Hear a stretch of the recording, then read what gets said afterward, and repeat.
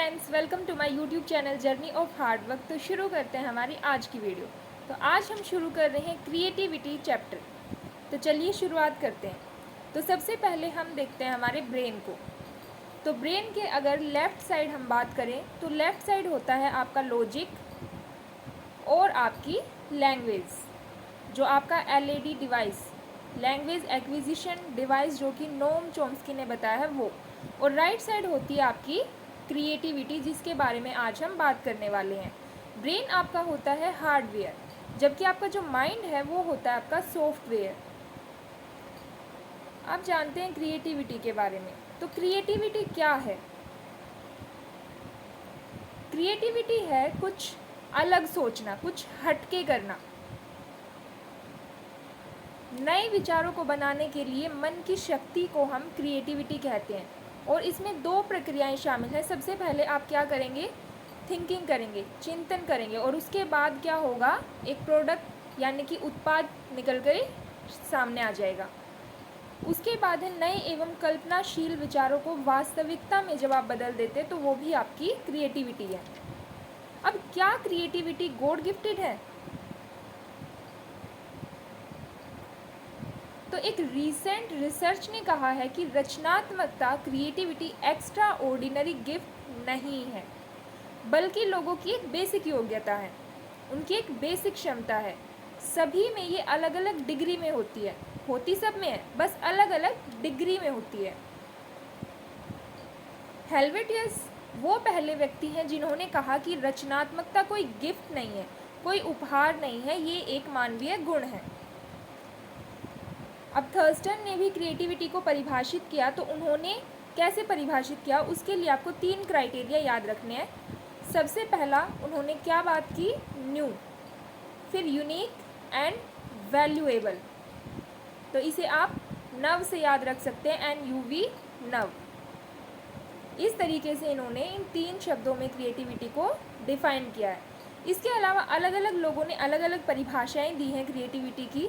बैरन ने, ड्रेवर ने।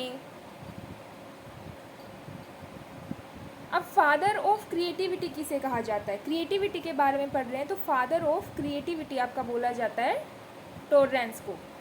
टॉरेंस क्या कहते हैं? Creativity is a process sensing gaps. सबसे पहले गैप्स का पता लगाया जाता है, और distributing missing elements, forming ideas or hypothesis, communicating the result, possibly modifying and retesting hypothesis। तो ये दी है टॉरेंस ने क्रिएटिविटी की डेफिनेशन। अब इसकी कैरेक्टरिस्टिक्स क्या है? तो जो क्रिएटिविटी होती है वो विचारों या वस्तुओं को संश्लेषित करने की क्षमता है। नए विचारों, वस्तुओं के सिद्धांतों को बनाने की क्षमता है, कुछ ओरिजिनल विकसित करने की क्षमता है, कुछ हटकर करने की क्षमता है, जहाँ पर आप थिंकिंग करते हैं और उसके बाद कोई प्रोडक्ट आपका सामने निकल के आता है। ये एक गतिशील प्रक्रिया है और एक कॉम्प्लेक्स यानी कि जटिल प्रक्रिया है। और यहाँ पर कोई विशेष माध्यम, स्थान, व्यक्ति या समय नहीं जानता। यह यानी कि क्रिएटिविटी स्वयं और पर्यावरण को बदलने की तत्परता ही आपकी क्रिएटिविटी है। और क्रिएटिविटी क्या है? उच्च स्तर की बौद्धिक क्षमता है, कल्पना शक्ति है। तो ये थी आपकी कैरेक्टरिस्टिक्स। अब जहाँ से आपका क्वेश्चन बनेगा वो है प्रोसेस ऑफ क्रिएटिविटी। तो इसे आप याद रखते हैं PIIV से, जिसमें सबसे पहले P से आपका क्या आता है? प्रिपरेशन। किसी भी चीज़ की आप पहले क्या करते हैं? तैयारी करते हैं। आप किसी भी चीज़ को ले लो, मान लो आप घूमने ही जा रहे हो, तो आप क्या ऐसे ही चले जाते हो? नहीं ना, सबसे पहले आप क्या करते हो? उसकी तैयारी करते हैं, प्लानिंग के साथ तैयारी करते हैं आप उसकी। फिर I से है आपका इंक्यूबेशन, वृद्धि। सबकॉन्शियस रूप से आइडिया चलना दिमाग में, यानी कि आप काम कुछ भी कर रहे हो लेकिन आपके दिमाग में चल रहा है कि हाँ मुझे घूमने जाना है, मुझे वृंदावन जाना है, मुझे शिमला जाना है। आपके दिमाग में वो आइडियाज़ चल रहे हैं सबकॉन्शियस रूप से। उसके बाद है आपका इल्यूमिनेशन, रोशनी। अब आपके दिमाग में वो आइडियाज़ तो चल रहे हैं लेकिन अचानक से कोई एक आइडिया आ जाता है आप में कि हाँ मुझे ये चीज़ें ऐसे करनी है। तो वो क्या है? आपका इल्यूमिनेशन है, एकदम से आइडिया आ जाना अचानक। फिर लास्ट में क्या है आपका वेरिफिकेशन है, सत्यापन। तो ये था आपका प्रोसेस ऑफ क्रिएटिविटी। अब उसके बाद बात कर लेते हैं ब्रेन स्टॉर्मिंग की। एक पॉजिटिव टर्म है ब्रेन स्टॉर्मिंग, जिसे दिया था किसने? ओसबोर्न ने इसे दिया था। ब्रेन स्टॉर्मिंग क्या होती है? किसी एक प्रॉब्लम के लिए जब आप अलग अलग सॉल्यूशंस ढूंढ कर लाते हैं तो वो आपकी ब्रेन स्टॉर्मिंग है। इसे हिंदी में बोलते हैं मस्तिष्क उद्वेलन।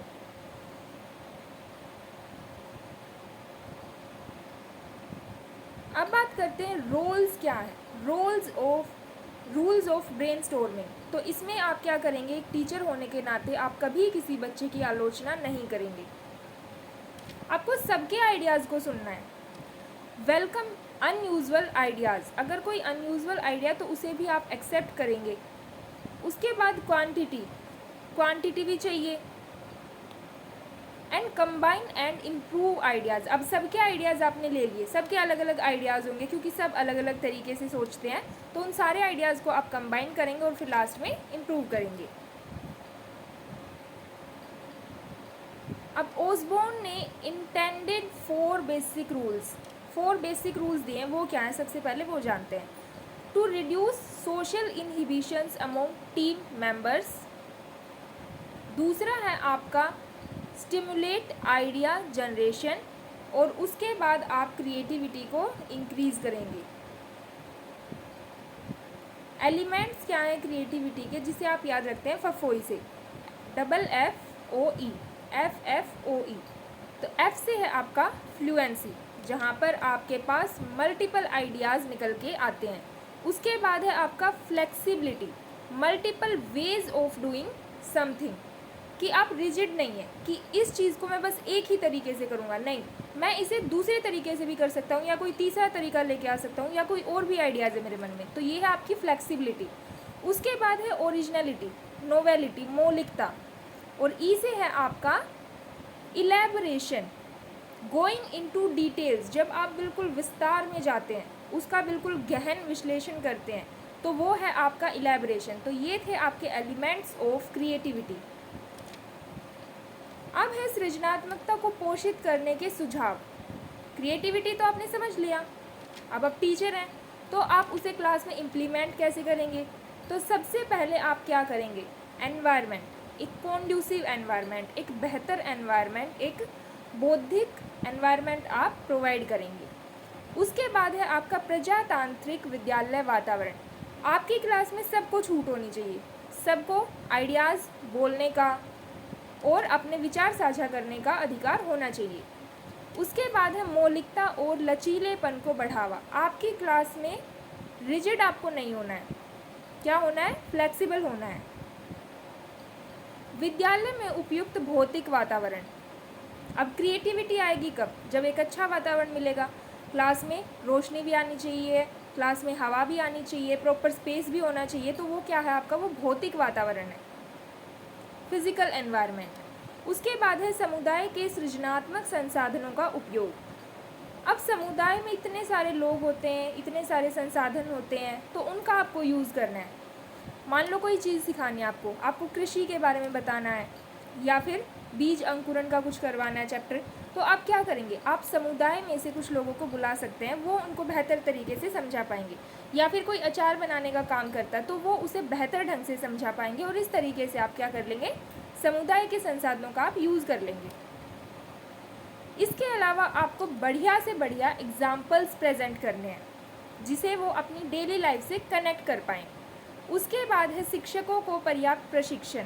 अब टीचर्स को भी टाइम टू टाइम ट्रेनिंग मिलती रहनी चाहिए। बच्चों में अच्छी आदतों के विकास पर बल। क्रिएटिविटी कब आएगी? जब आप उनमें अच्छी आदतों का विकास करेंगे। और फिर से वही पर्याप्त संसाधन आपके पास होने चाहिए। नेक्स्ट है आपका few more points for teachers. Teachers और क्या कर सकते हैं? टीचर्स टूर पर ले जा सकते हैं, एजुकेशनल टूर। वहाँ पर भी वो जाएंगे तो अलग अलग चीज़ें सीखेंगे, और अलग अलग चीज़ें सीखेंगे तो बहुत सारे आइडियाज़ उनके पास आएंगे, और अगर आइडियाज़ आएंगे तो वहीं से ही आपकी क्रिएटिविटी जन्म लेगी। उसके बाद है स्कल्पचर वर्कशॉप्स आप करवा सकते हैं, अलग अलग तरह की आर्ट एग्जीबिशन हो सकता है, क्रिएटिव एक्टिविटीज़ आप लेकर के आ सकते हैं क्लास में। Providing time for contemplation and day dream. तो बच्चों को सोचने का मौका दीजिए, तभी क्रिएटिविटी आएगी। उसके बाद है मेकिंग ह्यूमरस एनवायरनमेंट, एक हंसी मजाक वाला एनवायरनमेंट होना चाहिए, तभी क्रिएटिविटी आएगी। ऐसे नहीं है कि क्लास में बिल्कुल डर का माहौल है तो बच्चे में आइडियाज़ आएंगे ही नहीं, वो डरा रहेगा, वो अपने विचार साझा ही नहीं करेगा आपके साथ, तो फिर कैसे क्रिएटिविटी आएगी। तो एक हंसी मजाक वाला बेहतर कॉन्ड्यूसिव एनवायरनमेंट आपको देना है। नेक्स्ट है आपका, अब क्रिएटिविटी और इंटेलिजेंस का रिलेशनशिप क्या है। आपको क्या लगता है कि जो बच्चा इंटेलिजेंट है वो क्रिएटिव होगा, या जो क्रिएटिव है क्या वो इंटेलिजेंट होगा? इन दोनों के बीच का कनेक्शन क्या है वो अब हम जानेंगे। तो बैरन ने 1965 के अनुसार बहुत कम रिलेशनशिप बताया। किसने? बैरन ने बहुत रिलेशनशिप बताया है, लेकिन बहुत कम, इमोशनल रिलेशनशिप। और बहुत सारे प्रयोगों ने सिद्ध किया है कि जिसका IQ हाई है ज़रूरी नहीं है वो क्रिएटिव हो। तो इंटेलिजेंट अगर कोई है तो वो ये इंश्योर नहीं करता है कि वो क्रिएटिव भी होगा।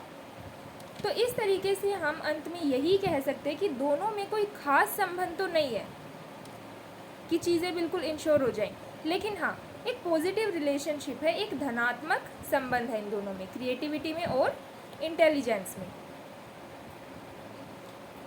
तो अब बात कर लेते हैं क्रिएटिविटी के 4 P's की। कौन से P's हैं ये, चलिए जानते हैं। सबसे पहले P का अर्थ है यहाँ पर पर्सन, व्यक्ति, जिसमें आपको क्रिएटिविटी डेवलप करनी है। दूसरा है आपका प्रोसेस। तीसरे P से आपका अर्थ होता है प्लेस या प्रेस, जिसका अर्थ है यहाँ पर वातावरण, आपका एनवायरनमेंट। और लास्ट में अब क्रिएटिविटी से मैंने क्या बताया, सबसे पहले थिंकिंग और उसके बाद एक उत्पाद निकल कर आता है, एक प्रोडक्ट निकल के आता है। तो लास्ट P है आपका प्रोडक्ट, यानी कि उत्पाद। अब पर्सन, प्रोसेस, प्रोडक्ट, इन तीनों को किसकी ज़रूरत होगी? इनको प्रेस यानी कि एक बेहतर एनवायरनमेंट की ज़रूरत होगी। एनवायरनमेंट में आपका क्लाइमेट, आपका कल्चर, आपका कॉन्टेक्स्ट, ये सब आते हैं। पर्सन में आपकी कैरेक्टरिस्टिक्स ऑफ पीपल, प्रोसेस में ऑपरेशंस दे परफॉर्म, और प्रोडक्ट में रिजल्टेंट आउटकम्स क्या निकल के आए हैं। अब ये जो 4 P's का कॉन्सेप्ट है किसने दिया? तो ये सबसे पहले 1961 में जेम्स रोड्स ने दिया। किसने दिया? जेम्स रोड्स ने। उसके बाद ये 4 P रचनात्मकता को यानी कि क्रिएटिविटी को प्रभावित करते किसके अकॉर्डिंग? जेम्स रोड्स के अकॉर्डिंग। अब चारों P पर बात कर लेते हैं एक करके। तो सबसे पहले P का अर्थ क्या बताया मैंने? पर्सन बताया, वो व्यक्ति जो कि क्रिएटिव है या जिसमें आपको क्रिएटिविटी डेवलप करनी है। दूसरा P क्या है आपका? प्रोसेस। जब आप क्रिएटिव बन रहे हैं, जब आप में क्रिएटिविटी लाई जा रही है, तो आपके दिमाग में क्या चल रहा है? जो भी चल रहा है वो है आपका प्रोसेस। अब प्रोसेस की भी 4 स्टेजेस होती हैं, तो यानी कि आपके सेकंड P में भी 4 सब स्टेजेस आ जाती है। वो कौन कौन सी हैं? सबसे पहले है प्रॉब्लम रिकॉग्निशन, सबसे पहले आप समस्या की पहचान करेंगे। दूसरे नंबर पर है आपका आइडिया जनरेशन। अब उसको सोल्व करने के लिए आपके दिमाग में अलग अलग आइडियाज़ आएंगे कि हाँ मैं इसे ऐसे कर सकता हूँ, नहीं मैं इसे वैसे भी कर सकता हूँ। अब इतने सारे आइडियाज़ तो आप यूज़ करोगे नहीं, आपको कोई एक ही यूज़ करना है, तो आप उनमें से चूज़ करेंगे कि इनमें से कौन सा आइडिया ज़्यादा बेहतर है। फोर्थ है आपका कि सिलेक्टेड आइडियाज़ तो कर लिया आपने, अब ये कैसे वर्क करेंगे वो आपको देखना है।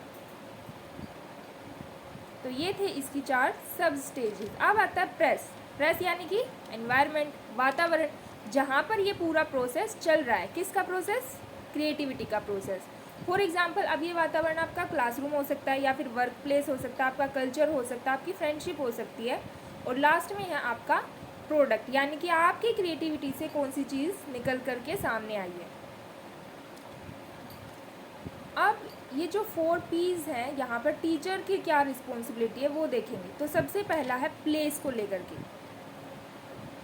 तो establish context, support and underline classroom culture and identify material resources. तो अब अगर प्लेस की बात करें तो टीचर को एक रिसोर्सेज, मटेरियल, ये सब कुछ प्रोवाइड कराना है, क्लासरूम कल्चर। नेक्स्ट है आपका पी से पर्सन। तो यहाँ पर टीचर की क्या जिम्मेदारी है? Support personal creative qualities, encourage lack of conformity and questioning. उसके बाद है आपका प्रोसेस।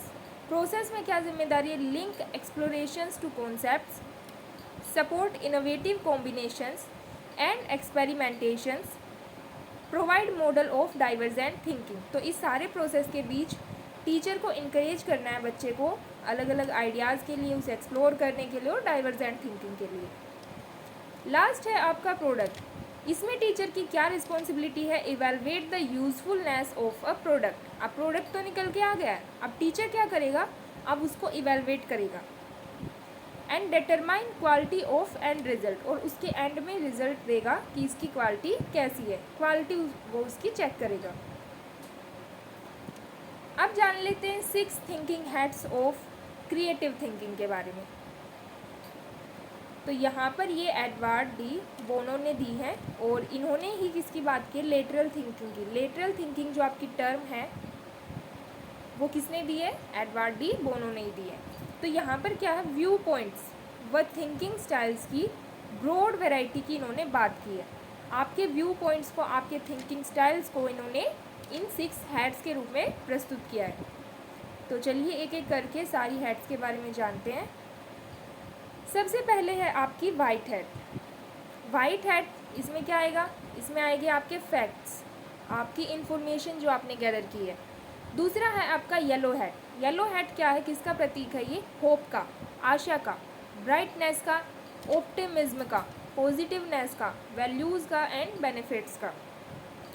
फिर है आपकी ब्लैक हैट, सबसे इम्पोर्टेंट हैट।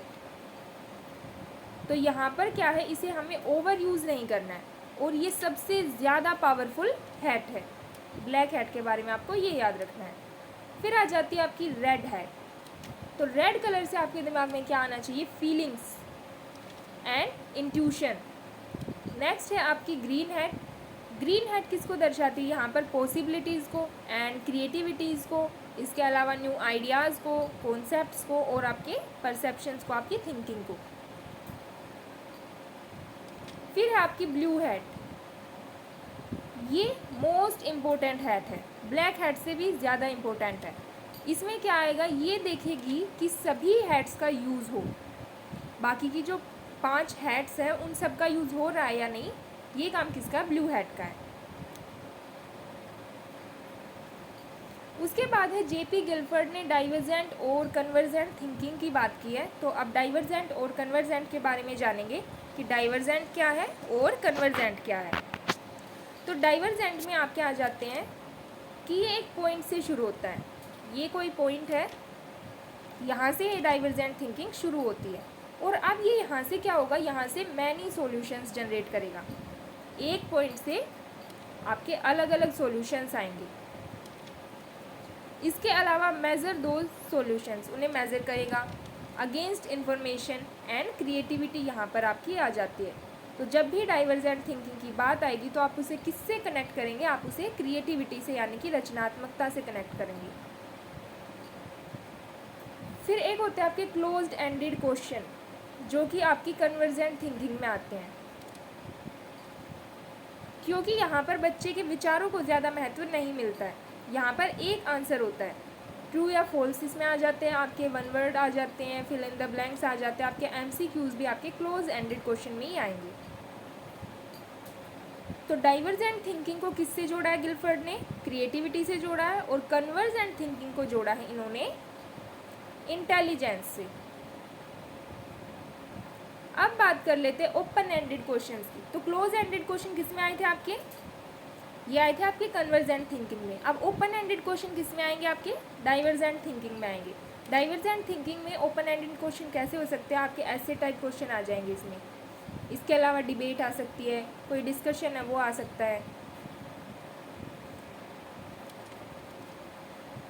तो ये है एक समरी टाइप कि डाइवर्जेंट थिंकिंग में आते हैं आपके ओपन एंडेड, कन्वर्जेंट में आ जाते हैं आपके क्लोज एंडेड। इसके अलावा डाइवर्जेंट में आपकी लेटरल थिंकिंग आती है, क्रिएटिविटी आ जाती है, आउट ऑफ द बॉक्स सोचना, हटकर सोचना, अलग सोचना, और एक से ज़्यादा आइडियाज़ आपके दिमाग में आना, वो कैसे आएंगे, ब्रेन स्टॉर्मिंग करने पर आएंगे, तो वो भी आपकी डाइवर्जेंट थिंकिंग में आएगी। इसके अलावा इमेजिनेशन भी आपकी किस में आ जाएगी, डाइवर्जेंट थिंकिंग में। अगर बात करें कन्वर्जेंट की, तो यहाँ पर आपकी क्लोज एंडेड क्वेश्चन, यहाँ पर बात चलती है लॉजिक की कि एक आंसर होगा जो कि लॉजिक से निकल करके आएगा। वन स्टॉप सॉल्यूशंस यहाँ पर आते हैं, और यहाँ पर क्या आ जाएगी आपकी, इंटेलिजेंस।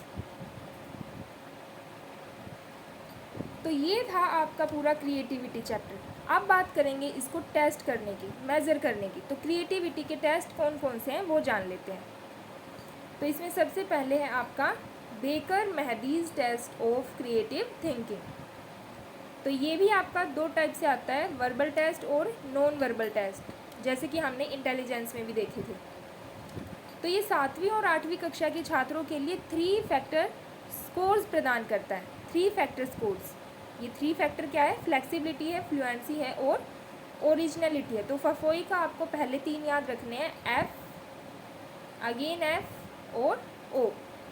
अब ये जो वर्बल टेस्ट है इसके सब टेस्ट जान लेते हैं कि इसमें कौन कौन से आएंगे। तो इसमें आ जाता है आपका consequences test, universal uses test, similarity test और प्रोडक्ट इम्प्रूवमेंट टेस्ट। अब बात करते हैं नॉन वर्बल की। इसका उद्देश्य क्या है, रचनात्मक तरीके से फिगरल कंटेंट से निपटने के लिए व्यक्ति की क्षमता को मेज़र करना। इसका उपयोग मध्य विद्यालय के बच्चों से लेकर स्नातक के लिए किया जाता है, यानी कि छोटे लेवल से लेकर के बड़े लेवल तक। तो वर्बल के सब टेस्ट अभी हमने जाने थे। नॉन वर्बल में कौन कौन से आएंगे वो देख लेते हैं। तो फिगरल कॉन्टैक्ट की बात हुई है, तो यहाँ पर आ जाएगा आपका picture construction, picture completion, triangles and Ellipsis. Ellipsis means Oval. तो ये था आपका बेकर मेहदीज टेस्ट। अब अगला जो टेस्ट आता है वो है आपका पासिस टेस्ट ऑफ क्रिएटिविटी। तो इसके शाब्दिक व अशाब्दिक कारकों को 6 परीक्षणों के माध्यम से मापा जाता है, वर्बल एंड नॉन वर्बल को। और ये दोनों मीडियम में है, इंग्लिश में भी है और हिंदी में भी है। इसका उपयोग किशोरों और वयस्कों के बीच किया जा सकता है। अब वो 6 टेस्ट कौन कौन से हैं वो जानते हैं। तो इसमें सबसे पहला आता है आपका सीइंग प्रॉब्लम टेस्ट, उसके बाद है अनयूजुअल टेस्ट, फिर से वही कॉन्सिक्वेंसेस टेस्ट भी इसमें आता है, और इनक्विजिटिवनेस भी आ जाती है, जिज्ञासा, स्क्वायर पजल टेस्ट और ब्लॉक टेस्ट। तो ये 6 नाम आपको यहाँ पर याद रखने हैं। अब स्टेप्स क्या क्या हैं क्रिएटिविटी के, और ये स्टेप्स दिए हैं क्रिएटिविटी के, किसने दिए हैं, टॉलरेंस ने दिए हैं। 4 स्टेप दिए हैं।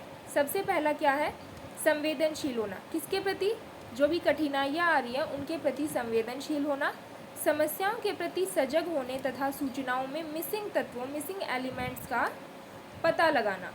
तो पता कब, जब आप पता लगा रहे तो किस में आएगा, संवेदनशील होने में आएगा। दूसरा जो इन्होंने बताया है स्टेप, वो है आपका हाइपोथेसिस। अब आप क्या बनाएंगे, हाइपोथेसिस का निर्माण करेंगे। आप एक अनुमान लगाएंगे, अंदाज़ा लगाएंगे, प्रश्न पूछेंगे, सूचनाओं की जांच करेंगे और उनका कुशलतापूर्वक संचालन करेंगे। थर्ड है आपका परीक्षण।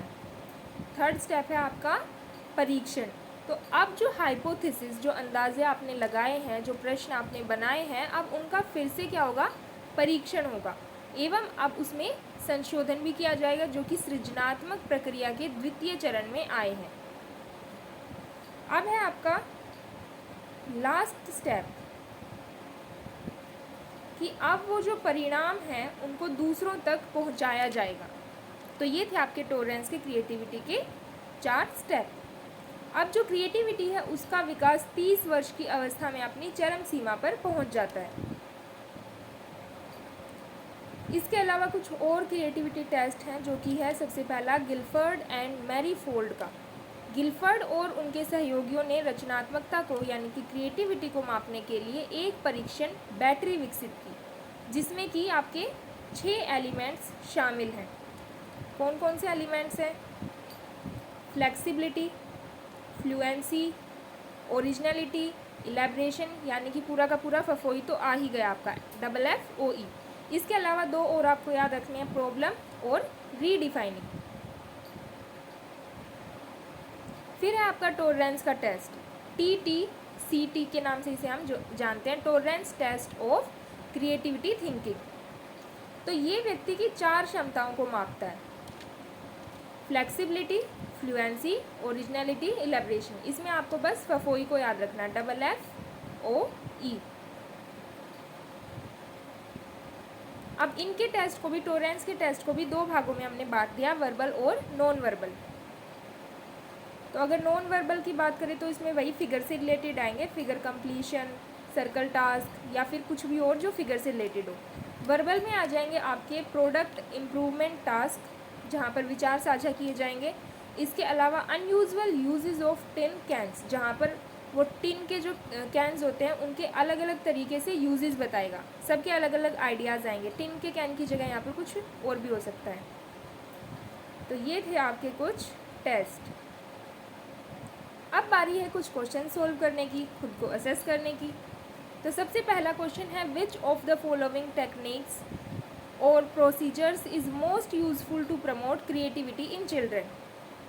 सबसे पहला ऑप्शन है सिमुलेशन, एक्सपेरिमेंटेशन, सिंपोजियम, ब्रेनस्टॉर्मिंग। तो अब आपने चैप्टर पढ़ा है, आपने क्रिएटिविटी में कौन सा वर्ड देखा था, ब्रेनस्टॉर्मिंग। तो अब आप झट से आंसर लगा देंगे ब्रेनस्टॉर्मिंग।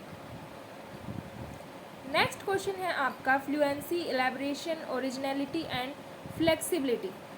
यहाँ से क्या याद आया आपको, फफोई याद आया, FFOE। Are the factors associated with. तो आपको ऑप्शंस पढ़ने की भी ज़रूरत नहीं है, यहाँ पर आपको क्या मिलेगा, या तो क्रिएटिविटी मिलेगा या फिर क्या मिलेगा, गिफ्टेडनेस मिलेगा। ये चारों क्वालिटी जिसमें है वो क्या है, प्रतिभाशाली। तो इसे हम गिफ्टेडनेस के साथ जोड़ देंगे। फिर आपका next question, which of the statements are true about creativity and intelligence. तो चलिए देखते हैं स्टेटमेंट्स। सबसे पहला है, the relationship between creativity and intelligence is positive. तो हमने अभी अभी पढ़ा, बिल्कुल सही है, पॉजिटिव रिलेशनशिप है उनके बीच में। सेकेंड स्टेटमेंट है, intelligence does not ensure creativity. तो हमने ये भी पढ़ा है अभी कि अगर कोई इंटेलिजेंट है तो इससे ये इंश्योर नहीं होता है कि वो क्रिएटिव भी होगा ही होगा। तो ये वाला कथन भी बिल्कुल सही है। फिर आपका creativity test involve divergent thinking whereas intelligence test involve convergent thinking. तो अभी हमने जाना था गिलफर्ड के बारे में, जिन्होंने क्या दिया है, कन्वर्जेंट और डाइवर्जेंट थिंकिंग दी है। और उन्होंने डाइवर्जेंट को किससे जोड़ा है, क्रिएटिविटी से, और कन्वर्जेंट को इंटेलिजेंस से। तो ये तो हमारी तीनों स्टेटमेंट बिल्कुल सही हो गई। तो फोर्थ ऑप्शन आपका बिल्कुल सही है, क्योंकि इसमें आपके तीनों कथन दिए गए हैं, फर्स्ट, सेकंड एंड थर्ड। अब अगला क्वेश्चन है, fluency, elaboration and flexibility are characteristics of. किसकी कैरेक्टरिस्टिक्स हैं ये, बिल्कुल सही जवाब, क्रिएटिविटी। अगला क्वेश्चन है, creativity in a classroom can be encouraged by providing opportunities for students to. Creativity को कैसे प्रोत्साहित करेंगे, कैसे पोषित करेंगे आप, जोइंग स्पेशल अचीवमेंट सेक्शंस, नहीं। दूसरा है, encouraging original discovery and thinking. तो ओरिजिनल ये वर्ड अगर आपने पकड़ लिया तो आपका आंसर हो गया।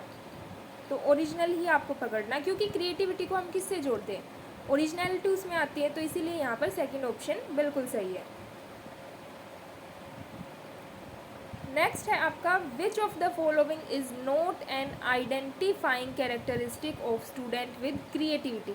तो क्रिएटिविटी की यहाँ पर कौन सी कैरेक्टरिस्टिक नहीं है, नोट को बिल्कुल ध्यान से आपको पढ़ना है। सबसे पहला है हायर ऑर्डर प्रॉब्लम सॉल्विंग, ये तो आएगा उसमें।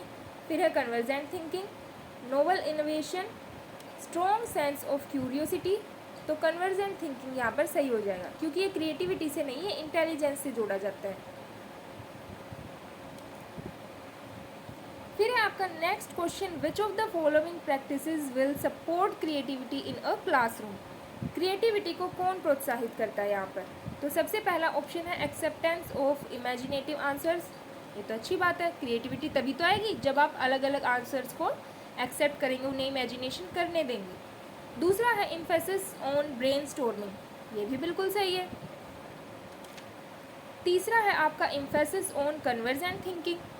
तो यहाँ पर डाउट हुआ ना आपको, क्योंकि कन्वर्जेंट थिंकिंग क्या है आपकी, किससे रिलेटेड है बताइए, इंटेलिजेंस से रिलेटेड है। तो यहाँ पर आपसे क्या पूछा था,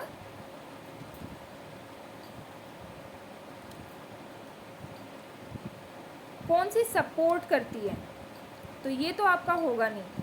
तो आपकी पहली भी सपोर्ट करती है स्टेटमेंट, दूसरी भी करती है और फोर्थ भी करती है। तो चलिए ऑप्शन देख लेते हैं, 1, 2 एंड 4 किस में है, फोर्थ ऑप्शन में। फोर्थ ऑप्शन आपका बिल्कुल सही हो जाएगा। नेक्स्ट क्वेश्चन है, which of the following is not an important factor of creativity. Creativity का कौन सा फैक्टर नहीं है, ओरिजिनलिटी ये तो है, फ्लुएंसी ये भी है, फ्लेक्सिबिलिटी ये भी है, लेकिन कन्वर्जेंट थिंकिंग नहीं है। किस में आएगी आपकी कन्वर्जेंट, यस, इंटेलिजेंस से इसे रिलेट किया जाता है। और किसने किया है, ये किया आपके जेपी गिलफर्ड ने। अगला क्वेश्चन है, the ability to think about something in novel and unusual ways. तो इन नोवेलिटी की बात जहाँ पर आ गई, सीधा सीधा क्रिएटिविटी से आपका कनेक्ट हो जाएगा। And coming up with unique solutions to a problem is called. तो बिना ऑप्शन देखे आप बता सकते हैं कि यहाँ पर आंसर क्या होगा, क्रिएटिविटी हो जाएगा, रचनात्मकता। अगला क्वेश्चन है, which of the following is an essential characteristic of creativity. First option है divergent thinking, impulsiveness, centration in thought, convergent thinking. तो बाकी के तीनों आपके इंटेलिजेंस से रिलेटेड हैं, जबकि डाइवर्जेंट थिंकिंग आपकी क्रिएटिविटी से रिलेटेड है। नेक्स्ट क्वेश्चन है, in order to cater to the needs of students with high creativity a teacher should avoid activities which promotes. तो अवॉइड वर्ड आपको यहाँ पर देखना है, convergent thinking, curiosity to learn, originality of ideas, problem solving skills. तो second, third, fourth option आपका creativity की तरफ जाता है, लेकिन फर्स्ट ऑप्शन नहीं जाता है। तो आपसे पूछा ही अवॉइड करके है, नोट पूछा है, तो फिर कन्वर्जेंट थिंकिंग आपका सही हो जाएगा। नेक्स्ट क्वेश्चन है, a teacher can identify creative children in her class by. कैसे पहचानेगा एक टीचर अपनी क्लास में क्रिएटिव बच्चे को।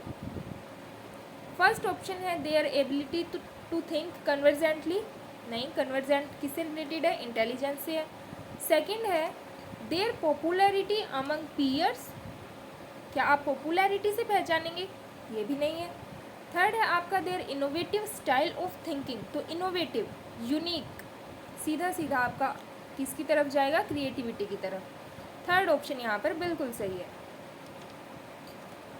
फोर्थ, अगला क्वेश्चन है आपका, traits such as divergent thinking, originality in ideas and potential for novel production are associated with, किससे रिलेटेड है ये आपके, तो डाइवर्जेंट की जहाँ पर बात आ गई, क्रिएटिविटी। अगला क्वेश्चन है, बिंदु is very enthusiastic to do projects on her own. She comes up with original and divergent solutions. These are characteristics of, किसकी कैरेक्टरिस्टिक है ये, शाबाश, ये है आपकी क्रिएटिविटी की, क्योंकि ओरिजिनलिटी आपकी किस में जाती है, क्रिएटिविटी में। यहाँ से सीधा सीधा आपको क्या याद आएगा, FFOE, फफोई, flexibility, fluency, originality and elaboration. अगला क्वेश्चन है, choosing activities that provide scope for insightful and divergent answers promote. तो डाइवर्जेंट थिंकिंग को कौन प्रमोट करता है, किसे प्रमोट करता है, रोट मेमोराइजेशन, फ्रस्ट्रेशन, कॉम्पिटिशन। तो यहाँ पर आपका कौन सा आंसर सही है, सेकेंड, क्रिएटिविटी। नेक्स्ट है आपका, विच of the following is not a characteristic of student with creativity. Note पूछा है, बिल्कुल हाईलाइट कर रखा है नोट को। तो फर्स्ट ऑप्शन है आपका, their problem solving skills are of higher order. तो ये तो आपका क्रिएटिविटी से जुड़ा है। They can solve problems through divergent ways, ये भी आपका क्रिएटिविटी से जुड़ा है। They have low sense of curiosity to learn topics. तो ये जो लो वर्ड है ना, यहाँ से आपका आंसर आ गया। तो थर्ड ऑप्शन बिल्कुल सही है, क्योंकि जो बच्चा क्रिएटिव नहीं होगा उसमें क्यूरियोसिटी इतनी देखने को नहीं मिलती है कुछ भी सीखने के लिए। लेकिन जो बच्चा क्रिएटिव होगा वो तो सीखना चाहेगा अलग अलग चीज़ें, वो बहुत आपको क्यूरियस दिखेगा, बहुत सारे क्वेश्चंस उसके मन में होंगे, बहुत सारे आइडियाज़ होंगे।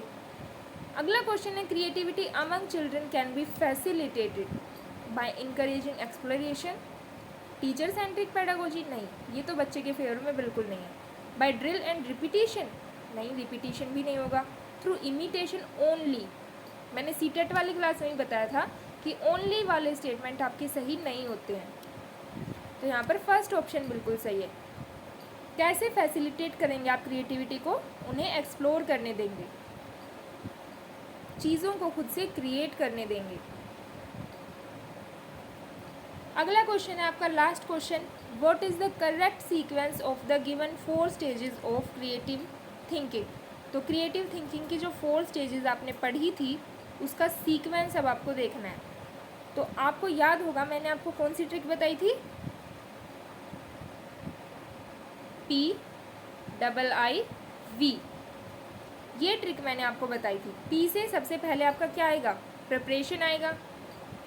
I से क्या आएगा आपका, ये पहला ऑप्शन तो बिल्कुल ही गलत है क्योंकि यहाँ तो P के बाद सीधा V आ गया। फिर क्या है आपका, सेकंड में सीधा I से स्टार्ट हो रहा है, लेकिन किससे होना चाहिए, P से होना चाहिए। थर्ड अगर देखेंगे तो P है, I है, उसके बाद क्या आ गया, V आ गया, ये भी गलत हो गया। तो यहाँ पर आप एक एक ऑप्शन को क्या कर देंगे, एलिमिनेट कर देंगे। फोर्थ ऑप्शन आपका बिल्कुल सही हो जाएगा जो कि आपका PII और V से जुड़ा हुआ है। तो आपका सही आंसर है, सबसे पहले क्या आएगा, प्रिपरेशन, फिर इंक्यूबेशन, फिर इल्यूमिनेशन और फिर लास्ट में वेरिफिकेशन, PIIV। तो ये थी आपकी आज की क्लास जिसमें आपने क्रिएटिविटी के बारे में जाना, उसके टेस्ट के बारे में जाना, फिर आपने इसके कुछ क्वेश्चन सोल्व किए। अब हम मिलेंगे नेक्स्ट क्लास में पर्सनैलिटी टॉपिक के साथ। इसके अलावा अगर आप प्रीवियस ईयर क्वेश्चंस की क्विज़ करना चाहते हैं तो आप टेलीग्राम ग्रुप ज्वाइन कर सकते हैं जिसका लिंक है अबाउट सेक्शन में। वहाँ पर आपको 100 क्वेश्चंस की क्विज़ मिल जाएंगे प्रीवियस ईयर, जिसे आप अपने पर्सनल क्विज बोर्ड में कर सकते हैं। तो तब तक के लिए स्वस्थ रहिए, खुश रहिए और मस्त रहिए और चैनल को सब्सक्राइब करना मत भूलिए। मिलते हैं नेक्स्ट वीडियो में। Thank you.